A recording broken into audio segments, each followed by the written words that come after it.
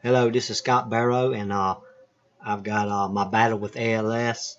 I'm going to be doing a reading on I know what it's like in my life to have this devastating killer disease.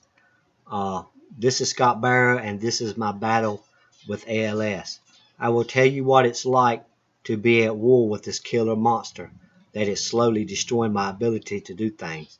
That is so simple to the ones like you that perform these simple tasks that you perform every day. My life for today and every day of my life is I know what it's like to be fighting a disease that never lets down its guard, that always fights against anyone who comes in contact with it. I pray to God that you out there and your families and friends never come across ALS disease. I cry when I wrote this because it hurts me to see so many people and their families struggle with this killer and no cure. I hope one day they find a cure that will stop this monster disease before it continues to sweep our nations of people. May God help us all. Number one, I know what it's like to wear braces on my legs just so I can walk like you.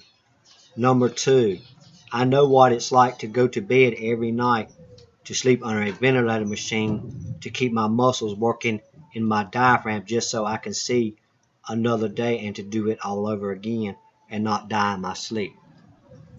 Number three, I know what it's like to hold on a wall in the house when I stand just to pull my pants up or put my shirt on. Number four, I know what it's like to walk with a cane and depend on it just so I can walk. Number five, I know what it's like to drop my cane and can't pick it up, scared I'm going to fall or lose my balance. Number six, I know what it's like to button my pants and my fingers feel weak and don't want to work right. Number seven, I know what it's like to watch my body turn into a jelly-like substance, just like jelly. Number eight, I know what it's like to gasp for air having trouble breathing. Number nine, I know what it's like to watch my whole body twitch as if there is a live party going on inside of me. Number 10, I know what it's like to write down this to share with the world, even you, when the pen that I am using slowly tires out my hand and the sloppier the writing becomes. Number 11, I know what it's like to become almost confined to a wheelchair. Number 12, I know what it's like to see others like me suffering the same things and worse than me because I know how they feel and I care for these people with ALS. Number 13, I know what it's like to try and walk and look like some zombie that has come back from the dead and people stare wondering what's wrong with him. Number 14, I know what it's like to cry when I'm alone and no one hears me but my Father in heaven. Number 15, I know what it's like to sit around and see people doing things that I can no longer accomplish and feel happy, helpless, and sad. Number 16, I know what it's like to try and laugh when I don't even have enough air to even breathe. Number 17, I know what it's like to be in the shower and hold on to things just so I can take a bath and not fall. Number 18, I know what it's like to have friends that don't even come around no more, as if I'm not good enough for them no more. Number 19, I know what it's like to wake up every day and be thankful I'm alive, and Jesus granted me more time with you and family. 20, I know what it's like to have a church family that supports me when I need it the most and taught me that my Jesus lives and he has not forgotten me. 21, I know what it's like to plan your funeral and get prepared to leave this world that you came up in, knowing one day shortly your time will end. Number 22, I know what it's like to see things happen around the world with hate and war and things of evil. Why can't we love one another as Jesus did? Why can't we have peace like God? Number 23, I know what it's like to have a wife that supported me when I became ill with this devastating disease, such as ALS disease. I thank Teresa Barrow for becoming my wife and supporting me in my beginning of ALS and to the end. Love you, baby. Number 24. And finally, I know what it's like to have a disease that is so terrifying and hateful as ALS disease.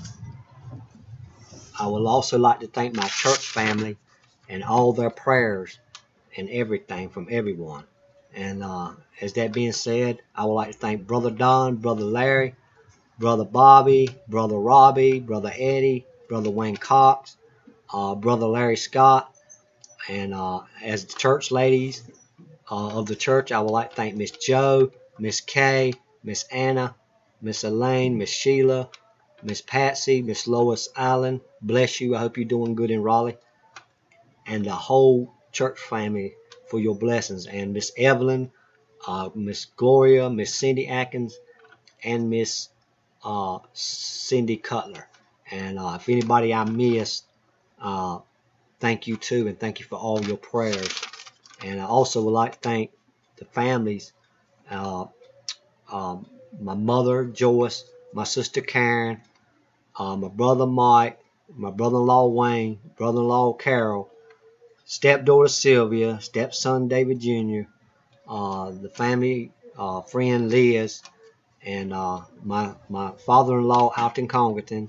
I would like to thank my Facebook friends, all the ones, Todd Russell, everyone that's acquainted with me on Facebook. I thank you all, and I thank you all for your prayers. And I also like to thank the ALS chapter and all the people that worked so hard to push the issue of finding a cure for this devastating disease of ALS. And I would like to say thank you really for all your dedication and all your hard work. And most of all, I would like to thank Jesus Christ for dying on that cross to give me a chance to live again. And I thank you for all, and thank you for listening. And this will go on around the world. It'll go to Twitter, Facebook, and YouTube. And hopefully it will reach out around the world and maybe help someone out there that is has this devastating disease that needs people like us caring, and all the churches and everything. And I just thank you for everything. And I pray for this world. I pray for all the things that's going on in it. A lot of signs in the world, a lot of things going on. I hope I see more of it. And then again, I don't know. The world is so corrupt. And just thank you, everyone. And I love you all.